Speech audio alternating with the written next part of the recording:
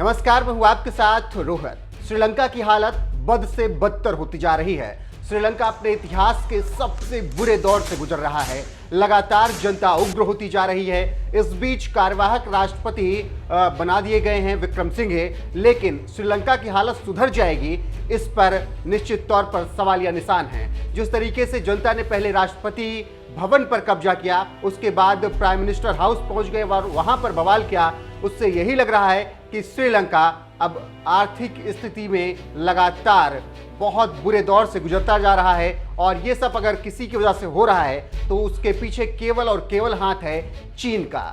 चीन एक तरीके से आप कहें तो श्रीलंका पर पूरी तरीके से कब्जा कर चुका है। आर्थिक रूप से अगर आप देखें तो इतना कर्ज चीन का श्रीलंका पर है कि अब अगर श्रीलंका आने वाले वक्त में अपनी स्थिति सुधारने की कोशिश भी करेगा तो चीन सबसे बड़ा अड़ंगा उसके सामने बनकर खड़ा होगा, क्योंकि इतने अरब डॉलर चीन के उसके ऊपर उधार हैं कि उसका आंकड़ा भी शायद श्रीलंका इस अफरा तफरी में भूल गया होगा। आपको बता दें कि राजपक्षे परिवार ने एक तरीके से श्रीलंका को चीन के हाथों बेच दिया है। 2005 से 2015 तक महिंद्रा राजपक्षे राष्ट्रपति रहे और इस दौरान उनकी नीतियों ने जिस तरीके से श्रीलंका को पीछे धकेला, उसके बाद से जब उनके भाई 2019 में राष्ट्रपति बने और टैक्स की कटौती, इसके अलावा तमाम ऐसी चीजें जो कि नहीं होनी चाहिए थी, उन सब चीजों ने श्रीलंका की हालत और खस्ता कर दी। आपको बता दें कि 2019 में गोटबाया राजपक्षे राष्ट्रपति बने थे। इस दौरान उन्होंने अपने भाई और बेटों को मंत्री बनाया और श्रीलंका की हालत इस वजह से और खराब होती गई क्योंकि भ्रष्टाचार लगातार बढ़ता गया। राजपक्षे परिवार ने अपने कार्यकाल में चीन को बड़े बड़े निर्माण के ठेके दिए।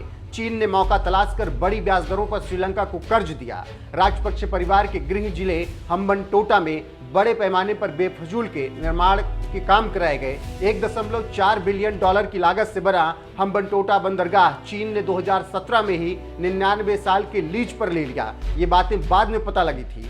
ये एक तरह से चीन का श्रीलंका पर धीरे धीरे कब्जा शुरू हुआ था।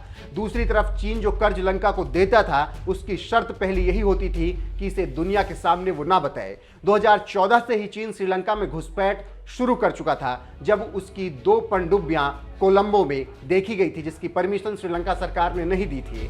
धीरे धीरे चीन ने लंका पर शिकंजा कसना शुरू कर दिया। राजपक्षे परिवार सब कुछ जानते हुए भी अनजान बना रहा। राजपक्षे परिवार की नीतियां और चीन से उनकी दोस्ती ने देश को और गर्त में डाल दिया। 2019 में टैक्स में बड़ी कटौती ने देश पर और बोझ डाल दिया।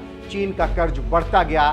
चीन श्रीलंका पर दबाव बनाता गया। रही सही कसर कोरोना महामारी ने पूरी ही कर दी, क्योंकि टूरिज्म पूरा श्रीलंका का बंद हो गया, जिसके बाद खाने के लिए जनता मोहताज हो गई और स्थिति ये हुई कि 2022 आते आते लंका में आग लग गई। एक आंकड़े के मुताबिक श्रीलंका पर कुल 45 अरब डॉलर का विदेशी कर्ज मौजूदा वक्त में है, जिसमें से अकेले 8 अरब डॉलर चीन का कर्ज है। और दूसरी तरफ सबसे बड़ी समस्या ये है कि चीन के कर्ज से जो प्रोजेक्ट श्रीलंका में बनाए गए वो कमाई नहीं कर सके। उसका भी कर्ज श्रीलंका पर चीन का है। इसके अलावा तमाम ऐसे कर्ज हैं जो कि श्रीलंका दुनिया को अभी तक नहीं बता पाया है, क्योंकि चीन की पहली हिदायत यही थी कि कर्ज देंगे लेकिन उसे किसी से बताना नहीं है। तो एक तरीके से अगर देखा जाए तो चीन ने पूरी तरीके से श्रीलंका पर कब्जा तो जमा ही लिया है। बस आधिकारिक ऐलान या ये कहें चीन की तरफ से उनकी सेना का कब्जा केवल श्रीलंका पर बाकी है। बाकी जिस तरीके से श्रीलंका के हालात हैं आप देख ही रहे हैं। तमाम तरीके के प्रोटेस्ट चल रहे हैं। प्रधानमंत्री राष्ट्रपति को लेकर खबरें हैं कि वो देश छोड़कर भाग चुके हैं, और वहीं पर रानिल विक्रमसिंघे को कार्यवाहक राष्ट्रपति बनाया गया है, जबकि जनता राष्ट्रपति भवन पर कब्जा कर चुकी है और अब वो प्रधानमंत्री आवास पर भी कब्जा करने के लिए पूरी तरीके से तैयार है। फिलहाल यही कह सकते हैं, चीन ने श्रीलंका को खरीद लिया है। बस आधिकारिक ऐलान का इंतजार है।